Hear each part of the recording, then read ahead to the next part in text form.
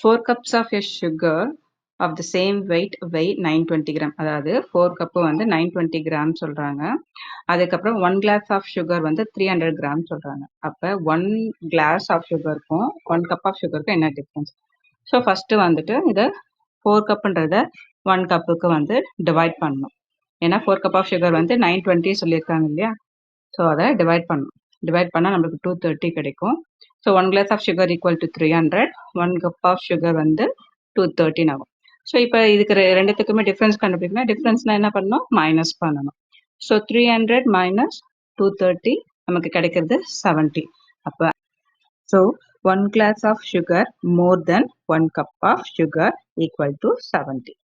Thank you. இந்த மாதிரி some நிறைய கற்றுக்க நம்ம சேனலை வந்து சப்ஸ்கிரைப் பண்ணுங்கள், லைக் பண்ணுங்கள். Thanks for watching.